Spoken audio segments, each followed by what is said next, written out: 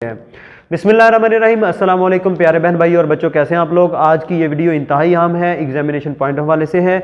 आप एग्ज़ाम की तैयारी कैसे करेंगे, ये सारी जितनी भी बातें हैं हम इनको डिटेल के साथ जो है इनके बारे में बात करेंगे। आप ये वीडियो अगर आपको पसंद आए, अपने बहन भाइयों के साथ, अपने फ्रेंड्स के साथ, अपने दोस्तों के साथ ज़रूर शेयर कीजिए, अपनी क्लास फेलों के साथ उनको ज़रूर बताइए इस बारे में। तो चलें इस बारे में बात करते हैं। सबसे पहली चीज़ है वक़्त की तकसीम। ठीक है, सबसे पहली चीज़ ये है कि वक़्त हमारे पास कितना है। जब आप समझते हैं मेरे पास 1 महीना रह गया है, 2 माह रह गए हैं या 3 माह रह गए हैं, कोई मसला नहीं है, परेशान होना छोड़ दीजिए और एग्ज़ाम की तैयारी शुरू कर दीजिए। इंशाल्लाह आपको बहुत फ़ायदा होगा। मैं जिस तरह बताऊंगा इंशाल्लाह उसी तरह आप लोग करेंगे तो बहुत अच्छा होगा। तो सबसे पहली चीज़ है वक़्त की तकसीम। अगर आपके पास सबसे पहले जो मॉर्निंग टाइम है, सुबह का वक़्त है, वो इंतहाई अहम है स्टडी के लिए। अगर सुबह के वक़्त आप 3 घंटे पढ़ते हैं, पूरे दिन के अगर आप लोग 10 घंटे पढ़ते हैं तो सुबह का जो वक़्त है वो तकरीबन उसके बराबर है, सुबह के 3 घंटे और पूरे दिन के बाकी 10 घंटे। तो एग्ज़ाम की तैयारी के लिए आप लोगों ने वक़्त की जो तकसीम है वो इस तरीके से करनी है। आपने 1 घंटा पढ़ा तो 1 घंटा पढ़ने के बाद आप लोग 10 मिनट की रेस्ट करें। 10 मिनट की रेस्ट में ये नहीं है कि आप लोग कुछ ऐसा काम करें, बाहर चले जाएं या कोई ऐसी ख़तरनाक खेलना शुरू कर दें, फुटबॉल खेलना शुरू कर दें या कोई और ऐसी गेम जिनमें काफ़ी जो है वो एनर्जी लगती हो। तो ऐसी गेम्स आप लोगों ने नहीं करनी है। आप क्या करें कि आप रेस्ट करें। अगर आप करना भी चाहते हैं तो थोड़ी सी ऐसी जिसमें ब्रेन को रेस्ट हो, ऐसी गेम जिसमें आप लोग थोड़ा सा अपने आप को बेहतर महसूस करें, तो ऐसी गेम्स वगैरह खेल सकते हैं। लेकिन कोशिश कीजिए कि आप आराम कीजिए, आंखें बंद करके थोड़ी देर के लिए आराम कीजिए। 5-10 मिनट जो है वक्फा रखने के बाद उसके बाद फिर दोबारा से जो है वो स्टडी करना शुरू कर दीजिए। तो वक़्त की जो तकसीम है उसमें आप लोगों ने पहले 1 घंटा पढ़ा, फिर आपने क्या किया 10 मिनट की रेस्ट की, फिर आपने 1 घंटा पढ़ा और फिर 10 मिनट की रेस्ट कर ली। स्टडी बताती है कि जो लर्निंग टाइम है वो लर्निंग टाइम कितना है, 29 मिनट से ज़्यादा नहीं होना चाहिए। तो अगर आपने पहले से लर्न किया हुआ है, आपने जस्ट उसकी प्रिपरेशन करनी है, तो आप 1 घंटा आप लोग स्टडी करें और 10 मिनट की रेस्ट करें, फिर 1 घंटा स्टडी करें, फिर 10 मिनट की आप रेस्ट करें। अगर आप 2-2 घंटे करते हैं तो फिर 15 या 20 मिनट की आप लोग रेस्ट कर सकते हैं। सबसे पहली चीज़ है आपने बैठना कहाँ है। आप ऐसे जगह पे बैठे, ऐसे जगह का इंतखाब करें जहाँ पे शोर ना हो, जहाँ पे कोई भी आपको डिस्टर्ब ना कर सके। अगर आप डिस्टर्ब हो जाते हैं तो डिस्ट्रैक्शन पैदा हो जाएगी, डिस्ट्रैक्शन पैदा होने से आपका वक़्त ज़ाया होगा, आप सही तरह पढ़ नहीं सकेंगे। अपना मोबाइल बंद कीजिए और वहाँ पे रख दीजिए जहाँ पे आप उसको मतलब इस्तेमाल ना कर सके हो। टीवी आपके घर में है वो भी बंद कर दीजिए। अगर आप ऊपर छत पे जाके पढ़ रहे हैं तो ये भी बेस्ट है, आप दूर दराज तक आपकी नज़र जा सकती है। हमने ये ऑब्जर्व किया है कि एक बच्चा जब क्लास में बैठा है तो वो क्लास में दीवार के पास बैठा हुआ है तो उसकी नज़र की हद है वो बहुत करीब होगी और वो दूर की चीज़ें नहीं देख सकेगा, तो इससे जो है उसकी नज़र कमज़ोर भी हो सकती है। तो आप कोशिश कीजिए कि ऐसी जगह पे बैठें कि सामने आपको कोई चीज़, दूर तक कोई चीज़ नहीं है और नज़र आपकी दूर तक जा रही है। तो इस तरह जो आपकी नज़र है वो कमज़ोर नहीं होगी। और कोशिश कीजिए कि डे लाइट में आप पढ़ें, ठीक है, और रात के वक्त ज़्यादा ना पढ़ें और कोशिश करें कि दिन के वक्त ही जो है ना पढ़ें। अगर आपने रात के वक्त हो तो अच्छी जो है लाइटिंग अच्छी होनी चाहिए, तो वहाँ पे आप लोग पढ़ें ताकि डे लाइट ऐसे महसूस हो कि जैसे डे लाइट है। तो उसके साथ साथ आपने फालतू सरगर्मियाँ जितनी भी हैं वो छोड़ देनी है। आप भले गाँव में रहते हैं तो चारा लेके आते हैं भैंसों के लिए, अगर आप दरांती का इस्तेमाल करते हैं तो उंगली कट सकती है। आप शहरों में हैं तो हो सकता है कि आप बाहर आपको जाना पड़े, तो कोशिश कीजिए कि बाहर ना जाए, ठीक है। अगर आपके साथ अल्लाह ना करे कि आपके साथ कोई मिसबिहेव हो जाए तो फिर उससे जो है आपका एग्ज़ाम जो है वो डिस्टर्ब हो सकता है। अगर आप तैयारी कर रहे हैं तो रात बहुत ज़्यादा खाना ना खाएं, रात को स्पेशली बहुत ज़्यादा खाना ना खाएं और कोशिश करें कि थोड़ा खाना खाएं और एनर्जेटिक हो। और बादाम अगर आप लोग इस्तेमाल नहीं कर रहे हैं तो कोशिश करें कि बादाम जो है उनका इस्तेमाल करना शुरू कर दें। अगर आपने एग्जाम के लिए जाना है, पेपर के लिए जाना है, कल आपका पेपर है, तो आप कोशिश कीजिए कि सुबह जो है वो फर्स्ट टाइम उठ जाएं। उसके लिए क्या चीज़ है, उसके लिए आप अलार्म लगा लें, रात को अलार्म लगाएं और सुबह जो है उस अलार्म के साथ जो है वो उठ जाएं आप लोग, ठीक है। और मोबाइल भी कैसे रखना है, अपने पास ही नहीं रखना, दूर करके रखना है, ताकि ये ना हो कि अलार्म बजा और आपने बंद कर दिया और फिर सो गए और देखा जी आधा घंटा रह गया एग्जाम शुरू होने में, पेपर शुरू होने में आधा घंटा है, तो आप परेशान हो जाएं। आपने मोबाइल जो है वो दूर करके रखना है और वो साइलेंट पे लगा के सोएं, ठीक है, और दूर करके रखें और अलार्म लगा लें, टाइम पे ऊपर उठ जाएं आप लोग। फिर रात को जब आप लोगों ने सोना है तो उससे पहले जितना भी सामान है वो सारा का सारा आपने वो रेडी करके सोना है कि आपके पास जो जेल पेंसिल्स हैं वो एक्स्ट्रा होनी चाहिए, आपके पास पेन एक्स्ट्रा होना चाहिए, आपके पास मार्कर्स हैं कि नहीं है, लाइन आपके पास लाइन लगाने के लिए जो मार्कर है वो है कि नहीं, मतलब जिसको आप लोग ब्लेड के साथ या इस तरह करके ना मार्कर को ऐसे कट कर लेते हैं तो वो डबल बन जाता है, तो डबल लाइन लगाने के लिए। फिर आपके पास इंक है कि नहीं, आपने पेन को चेक कर लीजिए। फिर आपके पास जो पैमाना है वो बड़ा होना चाहिए, वो क्यों है बड़ा क्यों होना चाहिए वो भी आपको बताता हूँ। फिर उसके बाद आपके रिमूवर नहीं होना चाहिए या एक्स्ट्रा जो भी चीज़ें हैं, आपके पास घड़ी होनी चाहिए, आपके पास कैलकुलेटर होना चाहिए, इजाफी जो है मार्कर्स होने चाहिए। फिर उसके बाद आप आपके पास जो डबल मार्कर्स होने चाहिए। फिर आप हाइलाइटर को यूज़ कर सकते हैं, हाइलाइटर नीले रंग का आप इस्तेमाल कर सकते हैं, वो इसलिए कि जब आप लाइन लगाते हैं तो वो हाइलाइटर के साथ जो है वो कोई भी लफ्ज़ जो लिखा जाए तो हाइलाइटर के नीचे नहीं आता, ठीक है। तो आप ब्लू इंक को यूज़ कर सकते हैं, ब्लू हाइलाइटर को। फिर उसके बाद आपके पास जो रोल नंबर स्लिप है उसकी कॉपी आपके पास होनी चाहिए, उसको भी रात को चेक करके सोएं। फिर आपके पास जेब में पैसे हों वो भी पैसे रख के सोएं। फिर उसके बाद आपके पास बाइक जो है, बाइक को चेक कर लें कि आया कि वो पंक्चर तो नहीं है, उसकी हर चीज़ चेक कर लें कि क्या वो ओके है। ये ना हो कि आप जब तैयार होके जाने लगे हैं तो बाइक पंक्चर निकले, फिर आपका वो जो वक्त जो है वो ज़ाया हो जाए। और कोशिश कीजिए कि 1 घंटा पहले घर से निकले, ठीक है। उसमें ये कोई भी अगर रास्ते में कोई प्रॉब्लम हो जाए तो ये बंदा जो है वो 1 घंटा अगर वक्त से पहले निकला हुआ है तो उसको जो है वो उसका वक्त ज़ाया नहीं होगा।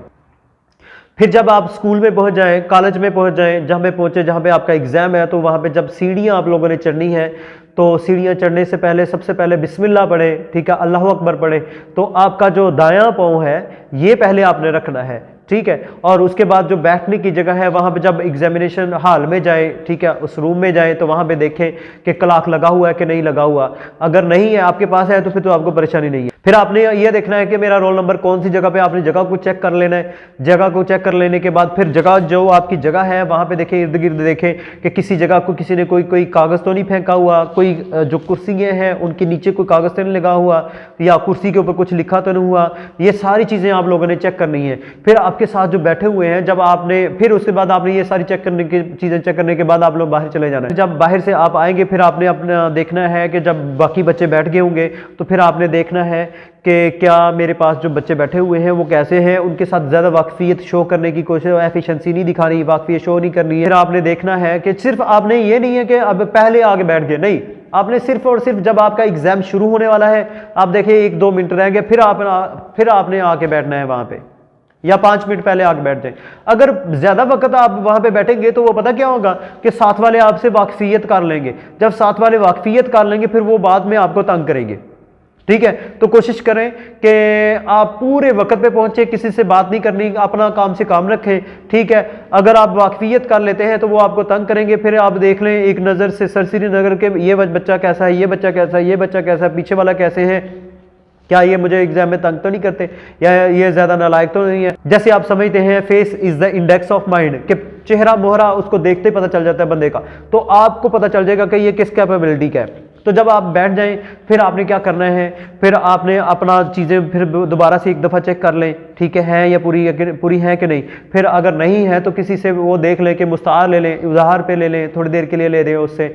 फिर आपने क्या करना है कि जब आप बैठ जाएंगे ना, फिर आपने जो आंसर शीट वो देना शुरू हो जाएंगे तो वो आंसर शीट आपने लेनी है। जो ही आंसर शीट आपके पास आती है तो आपने क्या करना है, फॉर एग्जांपल ये पेज है तो आपने आंसर शीट को ऐसे फोल्ड कर लेना है, ठीक है, इधर से फोल्ड कर लें, और फिर आपने दूसरी तरफ से जो है ये ऐसे फोल्ड कर लेना है, ये ऐसे फोल्ड कर लेना है। इसका फायदा क्या होगा, इसका फायदा ये होगा कि आपने जब मार्कर के साथ इसको या हाईलाइटर के साथ जब इसको लाइन आपने लगानी है तो पैमाना आपके पास बड़ा होना चाहिए। ये नहीं हो कि पहले ये पैमाना आपने यहाँ पे रखा, ठीक है, फिर छोटा पैमाना अगर हो तो यहाँ पे रखा, फिर दोबारा से डबल लाइन लगाने के लिए आपने थोड़ा सा इधर किया, फिर लगाई लाइन, फिर आपने यहाँ पे दूसरी लाइन लगाई, फिर पैमाने को इधर किया थोड़ा सा, फिर लाइन लगाई।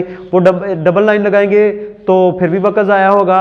अगर आप पैमाना छोटा इस्तेमाल करेंगे तो फिर भी वक्त ज़ाया होगा। आपने क्या करना है कि डबल मार्कर का यूज़ करना है। मैंने बताया कि जैसे ये मार्कर है, आपने यहाँ से इसको कट करके ऐसे कर लेना है, ये डबल मार्कर बन जाएगा। या सेंटर से अगर आपने लोगों ने इसके लिए स्पेशल लाइन के लिए अगर डबल लाइन लगानी है तो इसके लिए, वगैरह डबल लाइन की जरूरत ही नहीं है, आप सिंगल लाइन ही लगाएं, डबल ना लगाएं आप लोग, ठीक है। आपने क्या करना है, हाईलाइटर ले लें, तो यहाँ पे पैमाना रख के ना आप देखें ये होगा कि जब आप पैमाना आपका यहाँ पे ऐसे रखेंगे ना पैमाना, तो आप बेशक भले उसकी तरफ देखें भी ना, फिर भी ये अटक जाएगा। आपने पैमाना रख के यहाँ पे आपने एक लाइन लगा ली, फिर आपने इसी तरीके से सारी एक तरफ की लाइन लगा लेनी है, फिर आपने दूसरी तरफ की लाइन जो है वो लगा लेनी है। तो इस तरीके से आपने लाइन लगा लेनी है। अच्छा, उसके बाद आपने क्या करना है कि जो ही आप देखें कि क्वेश्चन पेपर आपको दे दिया गया है, क्वेश्चन पेपर दे दिया है, तो आपने बाकी सारे काम छोड़ देने हैं। मसलन आपके पास जब आंसर शीट आएगी तो सबसे पहले आपने लाइनें लगाने से पहले भी आप लोगों ने ये देखना है रोल नंबर को बड़े अच्छे तरीके से अपने नाम को, उसको आंसर शीट को आप फिल कर लें। रोल नंबर है, ठीक है, आपका नाम है, फिर उसके बाद जो आप एग्जाम दे रहे हैं वो सालाना है, वो सारी चीज़ें जितनी भी हैं वो आपने फिल कर लेनी है। ये फिल करने के बाद जो ही ये काम कर रहे थे, आप लाइनें लगा रहे थे, तो आपने देखा कि उन्होंने आपको क्वेश्चन पेपर बांटना शुरू कर दी। क्वेश्चन पेपर लेने के बाद आप लोगों ने ये नहीं करना कि वो उसको हल करना शुरू कर देना है, पहले आपने क्वेश्चन पेपर को रीड करना है। सबसे पहले जब आप सीढ़ियाँ चढ़ेंगे तो बिस्मिल्लाह पढ़ के, फिर जब आपको आंसर शीट देंगे तो फिर आपने क्या करना है कि उसको बिस्मिल्लाह पढ़ के, तो इस दाएं हाथ से उसको पकड़ना है, ये वाला हाथ यूज ना करें, राइट हैंड जो है वो यूज करें। फिर उसके बाद आपने बिस्मिल्लाह पढ़ के उसको पेपर को शुरू करना है। तो सबसे पहले आपने रोल नंबर लिखना है क्वेश्चन पेपर के ऊपर, फिर उसका पेपर कोड देखना है, ठीक है, पेपर कोड को आपने आंसर शीट के ऊपर लिखना है। रोल नंबर के अलावा क्वेश्चन पेपर के ऊपर आप कुछ भी नहीं लिख सकते। मतलब एक्स स्क्वायर है, 25 है, या कुछ भी है, आप कुछ भी ना लिखें। क्वेश्चन पेपर के ऊपर आप लोगों ने दोबारा से सुन लें, कुछ भी नहीं लिखना है, रिमूवर लेके नहीं जाना है, ठीक है। तो ये चीज़ें अपना, जब आप घर से निकलेंगे ना तो अपनी जेबें चेक कर लेनी है कि क्या मेरे पास कोई एक्स्ट्रा कागज़, कोई एक्स्ट्रा चीज़ कोई है तो नहीं, वो सारी निकाल के बाहर जाएं। पैसे चेक कर लेने हैं कि क्या मेरे पास पैसे हैं कि नहीं, ये सारी चीज़ें चेक कर रहे हैं रात के वक्त, ये सारी चीज़ें जो है वो आप लोग चेक कर लीजिए। फिर आपने जो उसमें जो है कपड़े इस्त्री करने हैं या बूट पॉलिश करने हैं, वो भी रात को ये सारी चीज़ें आपने करनी है। अच्छा, हम बात कर रहे थे कि क्वेश्चन पेपर जो ही आपको मिल जाए तो फिर आपने उसके ऊपर कुछ नहीं लिखना सवाए अपना रोल नंबर के, रोल नंबर जरूर लिखिए उसके ऊपर। फिर आपने क्या करना है कि क्वेश्चन पेपर को रीड करना है। ये नहीं कि वैसे क्वेश्चन पेपर जो ही मिला आपने उसको जो है वो लिखना शुरू कर दिया आंसर शीट के ऊपर, ऐसे नहीं, बल्कि आपने क्वेश्चन पेपर को देखा। क्वेश्चन पेपर को देखने के बाद आप लोग देखें कि मेरा जो पहला पोर्शन है उसमें कितने क्वेश्चन जो है मुझे आते हैं, दूसरा पोर्शन को देखें, तीसरा पोर्शन को देखें, फिर लॉन्ग क्वेश्चन को देखें। फिर आपने जब लॉन्ग क्वेश्चंस को देखना है तो लॉन्ग क्वेश्चंस में ये इंतहाई अहम बात है कि आपने ए पार्ट करना है या बी पार्ट, अल्फ जुज करनी है या बे जुज करनी है। मिसाल के तौर पर आपने वो क्वेश्चन सिलेक्ट करना है जिसकी आपको ए पार्ट भी आता हो, बी पार्ट भी आता हो, वो वाला। ये ना हो कि ए पार्ट आप क्वेश्चन नंबर 5 का कर रहे हैं और बे पार्ट जो है, बी पार्ट जो है, बे जुज जो है वो क्वेश्चन नंबर 6 की कर रहे हैं, ऐसे नहीं। जो आपने क्वेश्चन सिलेक्ट करना है, ए पार्ट भी उसका हो, बी पार्ट भी उसका हो, ठीक है, अलफ जुज भी उसकी हो उसी की और बे जुज भी उसी की हो। फिर उसमें बाज़ औक़ात जिस तरह मैथ का क्वेश्चन है उसमें जो क्वेश्चन नंबर 9 है वो इंतहाई अहम होता है। तो घर में जब आप एग्जाम की तैयारी करें तो आप कोशिश करें कि जो सालाना पेपर है ना, 5 साल या 10 साल पेपर्स हैं, उनको ही आप बार बार देखें, ठीक है। बाकी जो है आपने मिसाल के तौर पर आपका एग्जाम है, कल आपका पेपर है, एक्स्ट्रा क्वेश्चंस करने की ज़रूरत नहीं है। आप लोग अगर पहले वाले जितने भी हैं वो सारे आपको आते हैं तो एक्स्ट्रा करने की जरूरत नहीं है। आप जो पहले वाले किए पहले उनको तैयारी करें, उनकी तैयारी करें, फिर जाके अगर आप उनकी हो जाती है फिर एक्स्ट्रा करें। कल आपका एग्जाम है, कल आपका पेपर है, तो आप एक्स्ट्रा क्वेश्चंस ना करें। आप जो पहले से आपकी तैयारी है, जो जिन क्वेश्चंस को आपने पहले से पढ़ा हुआ है, स्टडी किया हुआ है, आप उनको ही तैयार करें। एक्स्ट्रा क्वेश्चंस के लिए आपके पास वक्त नहीं है। अगर हाँ आपने ये सारे क्वेश्चंस तैयार कर लिए हैं जो आपने पढ़े हैं और फिर उसके बाद आप एक्स्ट्रा जो है वो क्वेश्चंस को आप लोग देख सकते हैं। तो आपने जब एग्जाम में आपने बैठना है, क्वेश्चंस जब आपने शुरू कर देने हल करना, तो सबसे पहले जो इंप्रेशन होता है वो अहम चीज़ है। आपने अच्छा इंप्रेशन देना है। ये ना हो कि आपने पहला क्वेश्चन किया और वो जो है वो गलत हो गया, फिर अगला किया फिर वो भी गलत हो गया, ऐसे ना हो। तो आपने सबसे पहले वो क्वेश्चंस करने जो सबसे अच्छे आपको आते हैं, अच्छे तरीके से आते हैं, तो वो करें ताकि इंप्रेशन हो।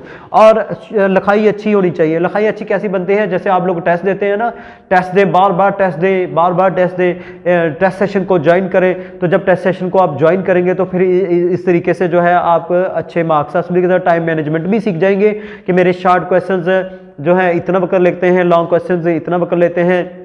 मेरा हाथ थक जाता है नहीं या नहीं थक जाता, तो अगर हाथ थक भी जाए तो ऐसे नीचे हाथ करके तो ऐसे उसको हिलाएंगे, तो फिर थोड़ी देर के लिए तो इस तरह रेस्ट देंगे, तो आपका जो है वो दोबारा ब्लड जो है वो सर्कुलेट करेगा, तो फिर आपकी जो थकावट है वो दूर हो जाएगी। इस तरह टेस्ट सेशन जो है ज्वाइन करेंगे ना, तो आपको ये बताता है कि आपने शॉर्ट क्वेश्चन जो आपने किए हैं वो कितना टाइम लेते हैं, फिर लॉन्ग क्वेश्चन को कितना वक्त लगता है, टाइम मैनेजमेंट आ जाती है। फिर उसके बाद इंसान को ये भी पता चल जाता है कि मुझे कितना वक्त लगता है एग्जाम को। फिर आपने क्या करना है कि आपका जो पेपर है वो कम से कम 10 मिनट आप लोगों ने पहले जो है वो पेपर आपने ख़त्म करना है। कोशिश करें कि पहले 10 मिनट आपके पास बच जाए। आपकी अगर ये प्रैक्टिस होगी टेस्ट सेशन में तो फिर ये आप लोग जो है ये वक्त जो है बचा सकते हैं।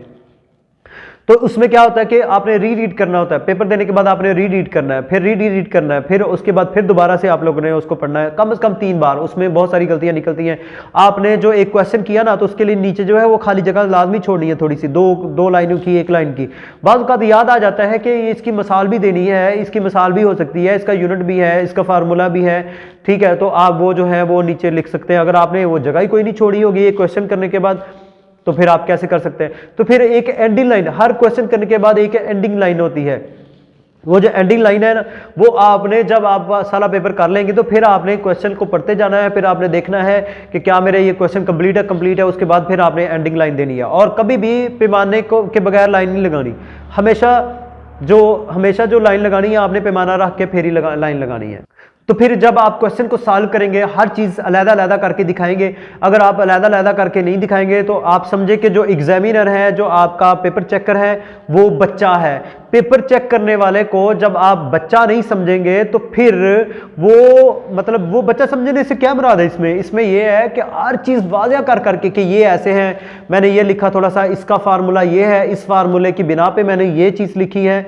मसलन आप लोग एग्जाम में है तो आपने बताना है कि 1 + ओमेगा स्क्वायर = 0 है, ठीक है। तो आपने 1 + ओमेगा - ओमेगा स्क्वायर ये कैसे आया है, तो आपने लाजमी 3 डॉट लिख के फिर जाके आपने क्या करना है कि वो बता के तो फिर काम करना है। अगर वो कोई ऐसा हिस्सा आप करते हैं कि वो उस क्वेश्चन का हिस्सा है तो वो उसी पेज के ऊपर करना है, वगरना आप जो है एक्स्ट्रा जो काम है आपका वो रफ अमल में कर सकते हैं, ठीक है। वो आपकी जो आंसर शीट है उसके जो एंडिंग पेज है उससे जो आखिरी पेज है उसके जो सेकंड लास्ट पेज है वहां पे आपने ऊपर लिखना रफ अमल, और वहां पे आप रफ अमल कर सकते हैं। तो ये सारी चीजें जो है आप लोगों ने ये ज़हन में रखनी है, ठीक है। उसके बाद आप लोगों ने जब पहला क्वेश्चन किया, फिर उसके बाद आप अगला, कम से कम मेरे पास एक बच्चा था, उसके 1096 नंबर थे, ठीक है। 1100 में से 1096 नंबर उसने लिए। तो वो क्या करता था कि कम से कम उसका जो शॉर्ट क्वेश्चन है वो हाफ पेज का होता था, हाफ पेज का। उसमें उसने डेफिनेशन भी देनी है, उसमें उसने उसकी एग्जाम्पल भी देनी है, अगर उसका फार्मूला बनता है, ये यूनिट बनता है, वो भी है, ये चीज़ें। तो कोशिश करें कि अच्छा मवाद पेश करें, टू दी पॉइंट रहे, ठीक है। जो आप टू दी पॉइंट आप लोग चीज़ बयान कर रहे हैं तो वो भी अच्छे तरीके से, अच्छे ढंग के साथ। और अगर आपकी लिखाई अच्छी है तो उसके भी तकरीबन आप समझें कि 100 नंबर का फ़र्क पड़ता है। अगर आप 9th 10th का एग्जाम दे रहे हैं तो कम से कम 100 नंबर का फ़र्क पड़ता है पूरे लिखाई अच्छी होने का। तो तरतीब अच्छी होनी चाहिए, कंट्रास्ट अच्छा होना चाहिए। अगर आप मार्कर ब्लैक यूज़ कर रहे हैं तो ब्लू इंक यूज़ कीजिए, अगर आप ब्लू मार्कर यूज़ कर रहे हैं तो ब्लैक इंक की इस्तेमाल कीजिए। आपने जो भी डेफिनेशन लिखनी है, जो भी तारीफ लिखनी है, जो भी डेफिनेशन लिखनी है, उसको कोशिश करके इन्वर्टेड कॉमर्स के अंदर जो है, डबल इन्वर्टेड कॉमर्स के अंदर उसको बंद कीजिए। कोशिश कीजिए कि अगर आप जो मार्कर इस्तेमाल करें वो ब्लैक है, तो जो इंक आप लोग यूज़ कर रहे हैं वो ब्लू है, तो ब्लू इंक के अंदर अगर कोई इंपॉर्टेंट चीज़ है तो उसको आप ब्लैक कलर में लिख लें, ठीक है। या फिर उसको अगर ब्लू में लिखना है सारे को तो उसको इन्वर्टेड कॉमर्स के अंदर लिख लें। फिर आप जो भी आप डेफिनेशन लिखें, जो भी आप स्टेटमेंट लिख रहे हैं, जो भी आप लोग तारीफ लिख रहे हैं, और उसको इन्वर्टेड कॉमर्स के अंदर लिखें, ब्लैक जो बल पॉइंटर है उसके साथ लिख लें। फिर या अगर ब्लू के साथ ही लिखना है तो जो इन्वर्टेड कॉमर्स आपने लिखने हैं वो ब्लैक के साथ लिखने हैं। फिर आपने जो अहम वर्ड होगा उसको ब्लैक के साथ लिखना है। फिर उसके बाद आपने एक्सप्लेनेशन करनी है। फिर उसके बाद आपने जो भी आपने बयान करना है उसकी एग्जाम्पल्स हैं, ठीक है, वो आपने बयान करनी है।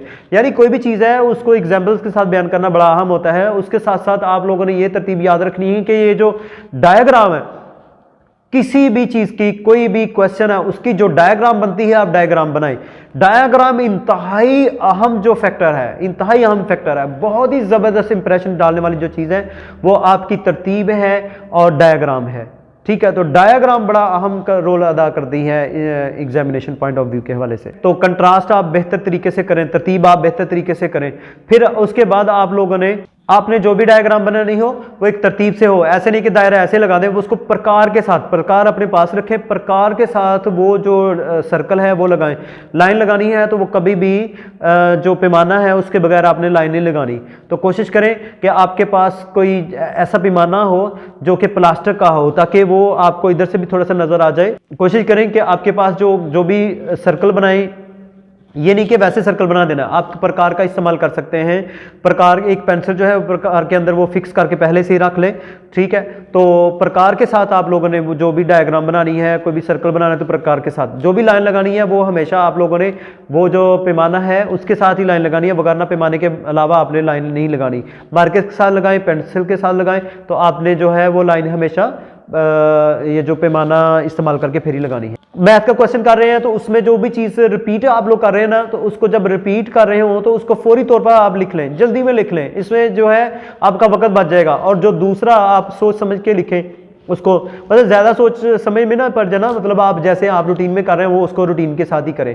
और फिर उसके बाद एग्जाम पेपर देने के बाद, क्वेश्चन करने के बाद आप लोग उसको एक दफ़ा हल्की सी नज़र से उसको देख लें कि क्या ये मेरा क्वेश्चन जो है वो ठीक है या नहीं।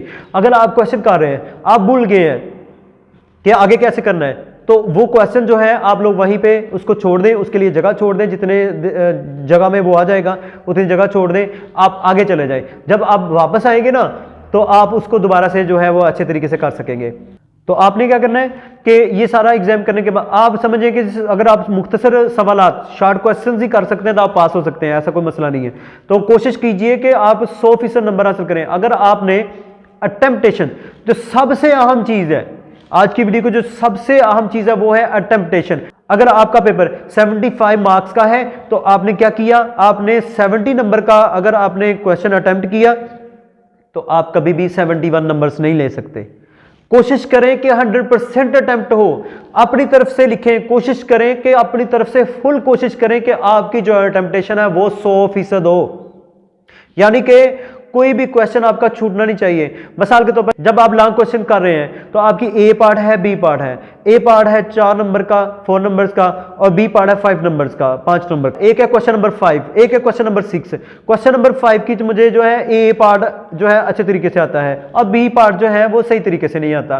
क्वेश्चन नंबर 6 का मुझे ए पार्ट जो है वो अच्छे तरीके से नहीं आता, बी पार्ट अच्छे तरीके से आता है। तो मैं कौन सा क्वेश्चन इसमें से सिलेक्ट करूं, क्वेश्चन नंबर 5 और 6? Question number 6। क्यों कि इसका जो ए पार्ट है उसके कितने नंबर है, 4 नंबर है, और जो बे पार्ट है उसके कितने मार्क्स हैं जी, उसके 5 नंबर है। तो मैं क्यों ना ये वाला सिलेक्ट करूं। इसमें अगर फिजिक्स का है उसमें न्यूमेरिकल्स होंगे ना, तो आप न्यूमेरिकल्स को प्रायोरिटी दें। क्यों कि इसका अगर आप गिवन डेटा लिख देते हैं, फॉर एग्जांपल आप लिखते हैं जो गिवन डेटा लिखते हैं, फिर उसमें लिखते हैं length is equal to L is equal to 5 metre या 1 मीटर, तो एंड पे यूनिट भी लाजमी लिखें। फिर उसके बाद जब आप लोग ये लिख लेंगे ना, गिवन डेटा ही लिखेंगे ना, तो उसके भी मार्क्स हैं। अगर आप गिवन डेटा ही नहीं लिखते हैं, देखें अगर आपको लॉन्ग क्वेश्चंस में ए पार्ट जो है इतने अच्छे तरीके से नहीं आता और बे पार्ट भी नहीं आता, तो आप इसको सेलेक्ट करें। इसमें गिवन डेटा के भी आपको मार्क्स आ जाएंगे आपके पास, ठीक है। फिर उसके बाद आपने गिवन डेटा लिखे, फिर सोल्यूशन लिखे, फिर आप कोशिश करें कि अकॉर्डिंग टू दिस फार्मूला और बाय यूजिंग दिस फार्मूला, ये फार्मूला इस्तेमाल करने से फिर आप फार्मूले का उसके नंबर होते हैं, फिर उसके बाद सोल्यूशन के नंबर होते हैं, फिर उसके बाद जो आपने एंड करना है ना, आपने जो एंड किया क्वेश्चन न्यूमेरिकल, उसका जो एंडिंग जो आंसर होगा ना आपका, वहां पे आंसर लिखने की जरूरत नहीं है, वहां पे आप लिखें जी, क्या चीज लिखें, वहां पे आप लिखें यूनिट लिखना लाजमी होता है। तो कोशिश करें कि इस तरीके से आप इसको मैनेज करें। आपकी जो बॉर्डर लाइंस हैं, आपका जो पेपर है, उसके जो जिसको हाशिया बोलते हैं, उससे आपने बाहर नहीं जाना और उसको टच भी नहीं करना। बाज़ औक़ात बच्चे जो है अंडरलाइन करते वक्त क्या कर देते हैं कि मार्कर्स का लिखा होता है और नीचे जो अंडरलाइन करते हैं वो उसके साथ टच कर देते हैं। अंडरलाइन भी टच नहीं होना चाहिए और हाशिया जो बाहर जो एंडिंग लाइन्स हैं उसको भी टच नहीं करना, ना ही उनके बाहर लिखना है। और देखिए एक और चीज बड़ी अहम चीज है कि क्वेश्चन पेपर आपको दे दिया जाए, आपसे कहा जाए कि इसको कॉपी करके मुझे देना है, आप कितना वक्त लगाएं, 15 मिनट या 20 मिनट, तो कभी भी क्वेश्चन को पूरा नहीं लिखते। अगर आप क्वेश्चन को पूरा लिख रहे हैं, मसलन आप लिखते हैं कि एक्सेलरेशन की डेफिनेशन करें, इसरा एक्सेलरेशन, उसकी तारीफ करें और मिसाल भी दें। और भाई आंसर शीट है आपके पास, आंसर शीट के ऊपर क्वेश्चन नहीं लिखते, क्वेश्चन पेपर के ऊपर क्वेश्चंस हैं, आंसर शीट के ऊपर आंसर्स हैं। आपने जस्ट आंसर लिखना होता है उसका, और उसकी जो हेडिंग देनी है, सुर्खी देनी है। हेडिंग देंगे तो आप लोग फिर नीचे लिखना है, ये नहीं लिखना आपने वहां पे एक्सेलरेशन की या फोर्स की तारीफ लिखें और उसका फार्मूला भी लिखें और उसका यूनिट भी लिखें। ये सारी चीजें जो है स्टेटमेंट आपको लिखने की जरूरत नहीं है। मैंने जैसे अर्ज किया कि आप अगर क्वेश्चन पेपर को ही पूरे को छापना शुरू कर देंगे तो 15 मिनट एक्स्ट्रा जो आपके पास बचेंगे वो सारे ज़ाया हो जाएंगे। इससे क्या होगा कि आपकी मार्कर ज़ाया हो रही है, आपका वक्त ज़ाया हो रहा है, आपकी एनर्जी जो है ज़ाया हो रही है। तो ये सारी चीज़ें ज़ाया करने की ज़रूरत क्या है और उसका फ़ायदा भी कोई नहीं है। आप क्या करें कि क्वेश्चन पेपर को पढ़ें, क्वेश्चन को पढ़ें और उसको क्या करें, क्वेश्चन को जो है पढ़ने के बाद उसकी बस हेडिंग लिखें कि फोर्स, तारीफ, डेफिनेशन, ठीक है। जस्ट फोर्स लिखें या फोर्स की तारीफ लिख दें, आप बड़ा ही आप लिखें तो जस्ट डेफिनेशन लिखें वहां पे, तारीफ, ठीक है, या फोर्स लिखें, फोर्स लिखें, कुवल लिखें, फिर उसके बाद उसकी जो है वो आप लोग लिखना शुरू कर दें उसको। आपने अपने साथ पानी की बोतल जो है वो साथ में रखनी है। अगर हो सके तो जूस ले लें। जूस लेने का ये फायदा होगा कि आप उसकी थोड़ी थोड़ी सी सिप लेते रह जाएंगे ना, आपको बड़ा फायदा होगा उसका, एक अलग टेस्ट सा चेंज हो जाएगा, उससे जो है आप खुश हो जाएंगे। तो जब आप खुश हो जाएंगे ना तो उसका आपको काम करने का ज़्यादा मज़ा आएगा। तो आपने जितने भी फास्ट फूड हैं, जो भी एक्स्ट्रा जो चीज़ें खाने वाली हैं, उनको आप लोगों ने नहीं खाना। आप लोगों ने बड़े ध्यान से वो चीज़ें खानी, ज़्यादा खाना नहीं है, बीमार हो जाएंगे तो आप जो है एग्जाम डिस्टर्ब हो जाएगा। आपने ज़्यादा नहीं खाना, थोड़ा खाना है और अच्छा खाना है, ठीक है। तो जो भी बाजार की बनी हुई चीज़ें हैं वो नहीं खानी है। आप कोशिश करें घर की बनी हुई चीज़ें वो खाएं। आपने बड़े ही एहतियात के साथ ये वाला जो एग्ज़ाम का जो ड्यूरेशन है, एग्ज़ाम की ड्यूरेशन को बड़े अच्छे और आसान तरीके से आपने गुजारना है। आपने जो है पेपर एग्ज़ाम से फारिग होने के बाद आपने ये नहीं है कि वो जो है अपना वक्त ज़ाया करें, नहीं। फिर आपने क्या करना है कि जो ही एग्ज़ाम होते जाए ना, मिसाल के तौर पर अगर 10th क्लास के एग्ज़ाम हो रहे हैं, आप 9th में हैं तो उनकी बुक्स लेना शुरू कर दें, उनके साथ किसी के साथ रब्ता कर लें और उसकी बुक जो है वो लेना शुरू कर दें। उसका पहला पेपर हुआ है, उससे जो पहले पेपर की जितनी बुक्स हैं, मिसाल के तौर पर फिजिक्स का पेपर हुआ है, आपने फिजिक्स की सारी किताबें उससे ले लेनी है। आपने फिर अगर मैथ का पेपर हुआ है, आपने मैथ की सारी जो बुक्स हैं वो ले लेनी है, ठीक है, ताकि आप 9th क्लास का एग्ज़ाम देने के बाद आप फारिग हैं या कोई भी एग्ज़ाम है कोई भी दे रहे हैं तो आप ये ना हो कि फ्री बैठे हुए हैं, आपके पास बुक्स नहीं है, आप परेशान हैं और बाकी बच्चों ने उससे, आपकी जो दोस्त है उससे किताब ले ली हुई है, किताबें ले ली, या बाजार जाएं तो ओल्ड बुक डिपो से आप किताबें खरीद रहे हैं तो वहाँ पे भी नहीं है, अगर न्यू किताबें खरीद रहे हैं तो वहाँ पे भी नहीं है, तो फिर आप परेशान रहे हैं कि किताबें मैं कहाँ से लूँ। तो जो सियाने बच्चे होते हैं वो एग्ज़ाम के फौरी बाद किताबें जो हैं वो ले लेते हैं, और बहुत सारे बच्चे जो है उनको पता भी नहीं होता। और फिर उसके बाद वो जो सियाने बच्चे, अच्छे बच्चे होते हैं, जो फतीन बच्चे होते हैं, वो क्या करते हैं, एग्ज़ाम के बाद किताबें भी खरीद लेते हैं और अपना वक्त भी ज़ाया नहीं करते। वो जब बाकी बच्चों ने 2-3 माह के बाद वहाँ पे जाना है पढ़ने के लिए तो वहाँ पे देखेंगे हैं इन्होंने तो 4-5 चैप्टर पढ़ भी लिए हैं। फिर टीचर जो है उन बच्चों के हिसाब से पढ़ा रहा होता है, तो न्यू बच्चे जो होते हैं उनको समझ आ रही नहीं होती, उनका फिर इस तरह पूरा साल जो है वो ज़ाया होता है। तो ऐसे जो है आप लोगों ने एग्जाम देने के बाद आप लोगों ने क्या करना है कि बुक्स ले लेनी है साथ ही, और फिर उसके बाद क्या करना है कि तैयारी शुरू कर देनी है। आपके पास भले कुछ नहीं है तो आप इंटरनेट से मदद ले सकते हैं, किसी से भी आप एकेडमीज को ज्वाइन कर सकते हैं। तो आपने वक्त को ज़ाया नहीं करना अगर आगे बढ़ना है। तो जो आपके पास ये वक्त होगा ना, तो इसमें एक्स्ट्रा स्किल्स भी सीखें। बस इंग्लिश कम्युनिकेशन सीख लें, अरबिक कम्युनिकेशन सीख लें, कंप्यूटर कोडिंग सीख लें, ठीक है, या कोई और रिपोर्टिंग सीख लें, या कोई भी एक्स्ट्रा कोई चीज़ है, कोई ना कुछ ज़रूर सीखिए। घर में अगर आप लोग लड़कियां हैं तो घर में खाना पकाना सीख जाएं। ये सारी चीज़ें जो है एक्स्ट्रा जो चीज़ें ये भी साथ सीखते जाएं, क्योंकि जो आपके जो शुरू वाले दिन होते हैं ना वो बड़े अहम भी होते हैं। मतलब जैसे एक बच्चा है उसने 1 2 3 4 ये चीज़ें सीखता है, ABC सीखता है, तो ये शुरू को दिन होते हैं, ये बड़े पढ़ाई में अहम होते हैं। पढ़ाई में शुरू के जो दिन है वो अहम होते हैं। तो आपने क्या करना है कि इन दिनों को ज़ाया नहीं करना है और इनमें कोई ना कोई एक्स्ट्रा स्किल्स भी सीखने का वक्त होता है। एग्ज़ाम जब होता है तब आप एक्स्ट्रा स्किल्स नहीं सीख सकते। जब आपका जो शुरू के दिन होते हैं उनमें आप लोग जो है वह एक्स्ट्रा बहुत सारी स्किल्स जो है सीख सकते हैं। फिर आपने पेपर देने के बाद, अच्छा एक और चीज़ ये रह गई थी कि आपने जब पेपर देना है ना, पेपर दे रहे हैं तो आपने आखिरी वक्त तक, आपने आखिरी मिनट तक आपने पेपर को छोड़ना नहीं है। आखिरी फौजी, आखिरी सिपाही तक आपने जो है हिम्मतियां आर्मी। आपने क्या करना है कि आखिरी जब वो पेपर लेना शुरू कर दे तब आपने पेपर देना, तो कोई ना कोई चीज़ रह जाएगी आपकी। बस आप देखें कि यार ये वाली इसकी डायग्राम रहती है, वो जेन में आ गई, वो लिख ली। ये जो जब आप लोग लिख रहे थे, पेपर लिख रहे थे, तो उसमें एक क्वेश्चन किया, उसके बाद आप देखें कि एंडिंग लाइन रहती है, कोई जो आखिरी जो लाइन रह गई थी ना आपकी, जो खाली जगह छोड़ी हुई थी, उसमें कुछ ना कुछ लिख के आए, उसकी मिसाल दे आए, उसका फार्मूला दे आए, उसका यूनिट लिखते, या कुछ ना कुछ कोई ना कोई चीज़ जो है वो एक्स्ट्रा आप लोग लिख सकते हैं। बहुत सी चीज़ें होती हैं। जब आप टेस्ट सेशन में ये टेस्ट सेशन देंगे ना, तो आपकी ये सारी प्रैक्टिस हो जाएगी। मैं अमूमन ये करता हूँ कि जो बच्चे 1 घंटा 45 मिनट का पेपर होता है, तो मैं उनको 1.5 घंटा देता हूँ, फिर ऐसा ऐसा ये रिड्यूस करके उनको 1 घंटा 20 मिनट देते हैं, इससे ज़्यादा वक्त नहीं देते। जो 2 घंटे का पेपर होता है वो हम 1 घंटा 45 मिनट देते हैं, या उसको बाद ऐसा ऐसा रिड्यूस करके 1.5 घंटा देते हैं। जैसे मिसाल देता हूँ कि आपने दरिया अबूर करना है, तो दरिया जो है आप 10 मिनट में अबूर करेंगे, तो आपकी कम से कम उसके लिए जो तैयारी हो वो 15 मिनट की होनी चाहिए। ठीक है, एक्स्ट्रा आप लोग तैयारी रखेंगे तो फिर जाके वहाँ पे, क्योंकि वहाँ पे जब एग्जाम में जाएंगे ना, तो एक सारा साल की आपने मेहनत की होगी, और दिल धड़क रहा होगा, और परेशान भी होंगे, और नर्वस भी होंगे।